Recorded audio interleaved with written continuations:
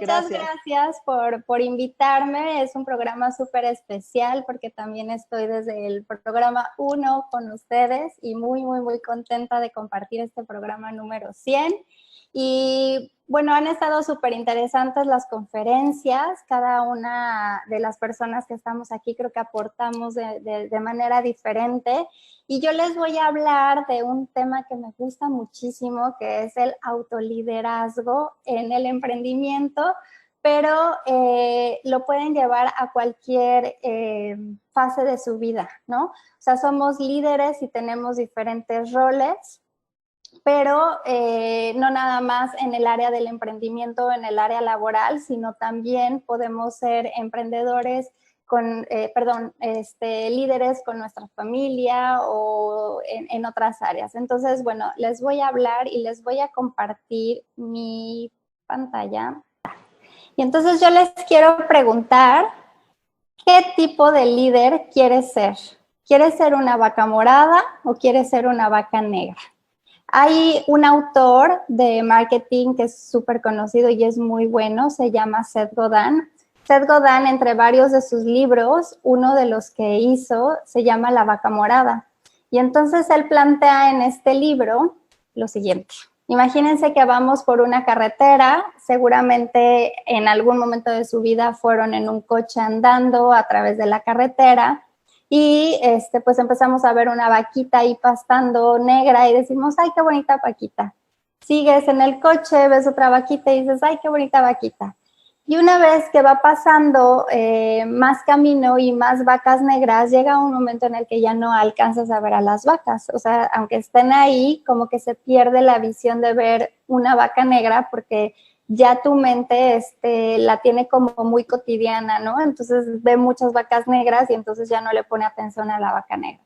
Pero imagínate que sigues en el camino y de pronto aparece una vaca morada, una vaca que sobresale del resto y que es totalmente diferente a lo que estás acostumbrado o habituado a observar. Entonces, este es el planteamiento de Seth Godin y de ahí la pregunta que les quiero hacer, ¿no? ¿Queremos ser unos líderes morados o queremos ser unos líderes negro con blanco? ¿Queremos destacarnos o queremos pasar desapercibidos? Y para poder empezar a estar destacados y a no pasar desapercibidos, pues tenemos que ser totalmente diferentes. Entonces, les voy a compartir 3 A's, las 3 A's del autoliderazgo, yo las he nombrado así, y vienen también muy bien como con estos días, ¿no? Antes quiero plantear algo y quiero que seamos un poquito conscientes de cómo nos educan para ser líderes. Me he topado en las asesorías que doy con algunos emprendedores que dudan de tener la capacidad de liderazgo.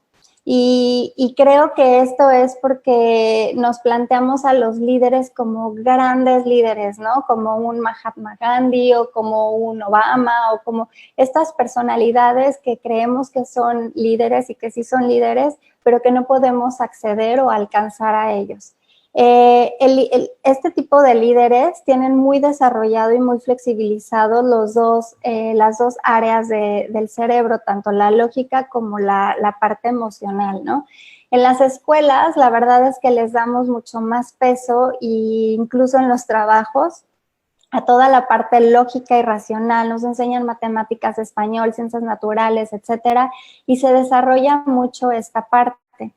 Y por otro lado, aunque ahorita ya empiezan estas tendencias de trabajar en la inteligencia emocional, todavía como que no se consolida como se debería de consolidar, ¿no? Entonces estamos a veces como un poquito cojos del lado de la parte de las emociones. Entonces, para ser unos líderes, primero tenemos que ser autolíderes. Y para ser unos autolíderes, pues primero tenemos que poner en equilibrio estos dos hemisferios de nuestro cerebro, tanto la parte lógica y racional que va orientada hacia los objetivos que queremos conseguir como líderes, como empresas, en nuestro emprendimiento, en nuestro rol de líderes como familia, etcétera. Y por otro lado, tener esta plasticidad emocional, que es la que nos va a ayudar a lo que comentaban hace rato, ¿no? A ser resilientes, a poder aprender más, a poder salir adelante en este tipo de situaciones.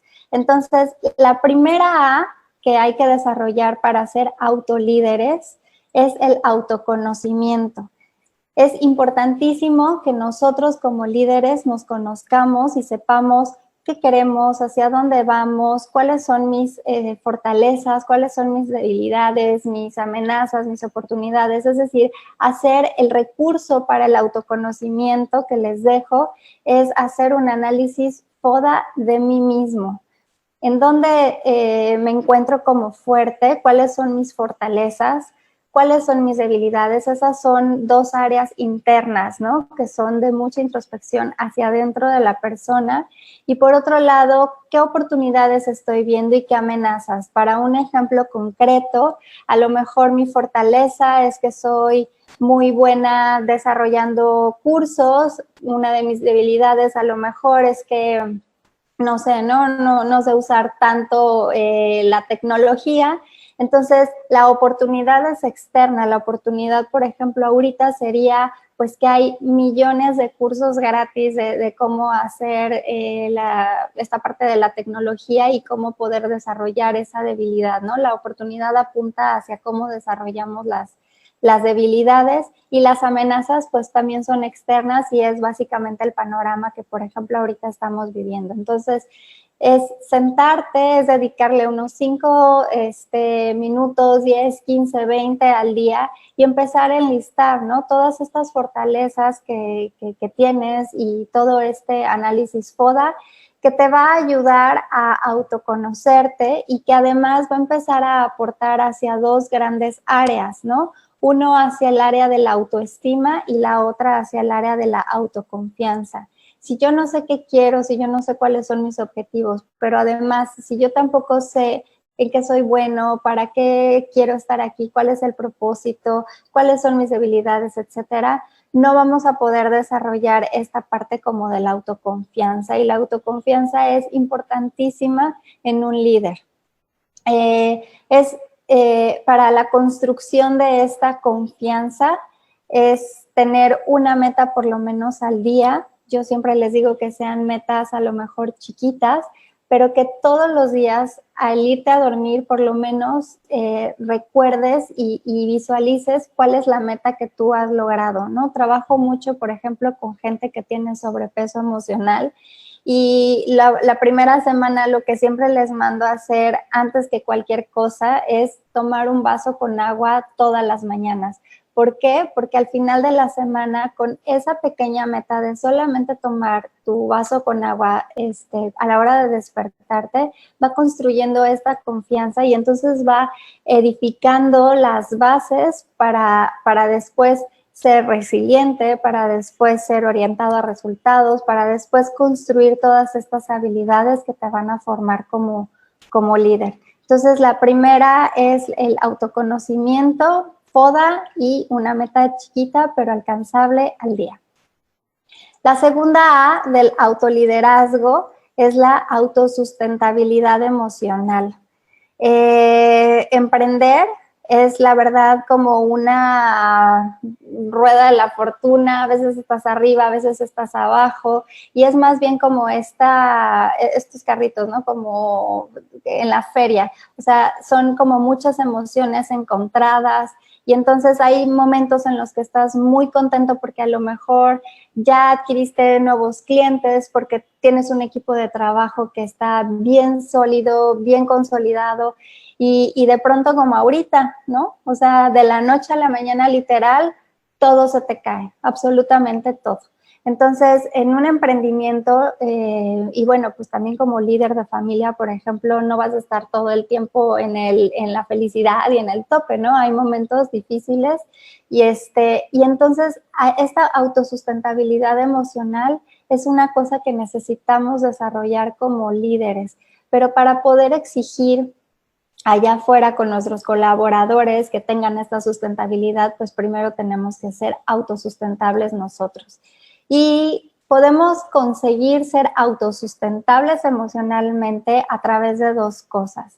La primera es tener fortaleza mental y la segunda es tener flexibilidad emocional, que es un poco lo que les decía hace rato de tener equilibrados mis dos hemisferios, ¿no? Por un lado, tengo que tener esta fortaleza mental de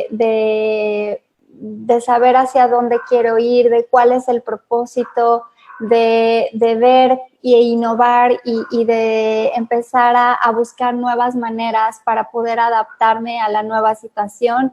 Todo eso engloba la parte de fortaleza mental, ¿no? Toda la parte lógica de resultados y de objetivos y de metas. Pero también esta parte de flexibilidad emocional, ya lo comentaron hace rato, Fer decía, ¿no? O sea, hay días buenos y hay días muy malos. Y conforme vamos creciendo en estos días de aislamiento, pues muchas veces si no se tiene esta flexibilidad emocional, se hace como una olla express que al final explota y revienta, ¿no? Y revienta con ataques de ansiedad o con mucha ira o con gritos en casa, etcétera. Entonces, ¿a qué me refiero con flexibilidad emocional? Me refiero a que si hoy tienes un día malo, también te permitas todas estas emociones, que te permitas sentir miedo, que te permitas sentir tristeza, enojo, ira, como toda esta incertidumbre. Esta flexibilidad emocional habla de eso, de permitirte la emoción, porque en la medida que la permitas, es en la medida en la que se va como a integrar a tu cuerpo y más allá de permitirla también es aprovecharla, ¿no? Es, bueno, ya escuché una noticia que me causó como mucho miedo, conflicto o la incertidumbre de qué va a pasar con mi trabajo me tiene al tope o lo que sea. Permito sentir esa incertidumbre y uno de los recursos aquí es ¿y a mí qué me pasa con esta situación, no? O sea, ¿a mí qué me pasa con esa incertidumbre? ¿Cuáles son las emociones que me vienen cuando yo pienso en esta emoción que yo estoy viviendo? Entonces, ese es como el recurso, la palabra y la pregunta de cuando tengo un conflicto muy grande en casa, por ejemplo, que ahorita digo casa porque es aquí donde ahorita estamos todos, ¿y a mí qué me pasa, no? Y a mí qué me pasa cuando, no sé, veo a mis hijos jugando y yo estoy en el trabajo. ¿Me explico? Es esta flexibilidad emocional de sentir, pero además también de aprovechar la emoción.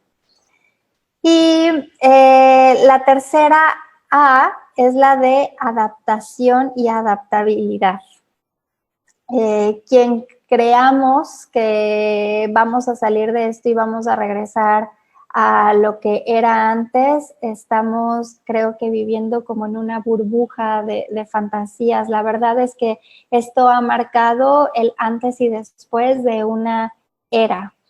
A lo mejor ahorita no lo alcanzamos a ver, pero esto ha venido a transformar no solamente la industria, sino también los gobiernos y también la parte social y también la forma en la que está la educación. Es decir, aunque ahorita todavía no es tan visible y no está tan tangible, porque ahorita estamos en el caos está formando una nueva estructura de sociedad, de vivir, de trabajar, etcétera. Entonces, en la medida en la que te adaptes más rápido, vas a ser como mucho más eficiente para adquirir como este nuevo mundo, ¿no? Es un poco estar enfocados en construir, que ya habían platicado de esto, es un poco eso, ¿no? Estar enfocados en construir, en tener la determinación de que ahorita sí es importante como relajarte, darte estos espacios, también es una época para pensar, para ser introspectiva, para transformarte tú, pero también es una época que necesitas dos cosas muy importantes, una la creatividad y la otra la innovación. ¿Y esto cómo se puede llegar a lograr? Hay a través como del desarrollo de nuevos circuitos neuronales. Les platico un poquito acerca de los circuitos neuronales. Nosotros, por ejemplo, cuando aprendemos a caminar, creamos un circuito neuronal de caminar, ¿no? Cuando aprendemos a andar en bici, creamos el circuito neuronal andar en bici. Y básicamente los circuitos neuronales se adquieren por repetición y por imitación. Entonces, por ejemplo, cuando yo aprendo a caminar, yo veo e imito. Y en esta parte de imitar y repetir y repetir y repetir es que se crea el circuito neuronal que me hace caminar y que ahorita, por ejemplo, ya me paro, me voy y ni siquiera soy consciente de todo lo que en mi organismo y en mis neuronas está sucediendo para que yo pueda caminar. Entonces, así se va creando cada uno de los comportamientos que nosotros estamos teniendo, por imitación y por repetición. Entonces, por ejemplo, trayendo un poco también la A anterior, que es la autosustentabilidad emocional. Cuando yo hablaba de fortaleza mental, no es como la dureza, ¿no? De decir, pues yo siempre he dado, por ejemplo, ¿no? Cursos presenciales y entonces, pues no, hasta que esto se solucione voy a regresar a mis cursos presenciales y ya, ahí se quedó. Está desarrollado el circuito neuronal dar cursos presenciales, y toda esta habilidad que conlleva dar cursos presenciales, pero esta fortaleza mental y esta flexibilidad, si te la permites, entonces te va a llevar a aprender y a crear un nuevo circuito neuronal que a lo mejor va a ser dar cursos online. Entonces, es una época de adaptación en la que necesitamos generar y desarrollar muchísimos nuevos circuitos neuronales, desde la forma en la que saludamos a la gente hasta mi profesión laboral, y todo lo que está conllevando como este cambio y esta transformación. Se va a adaptar la gente que esté abierta y se va a adaptar la gente que esté desarrollando nuevos circuitos neuronales. Entonces, lo que planteaba Laura hace rato, ¿no?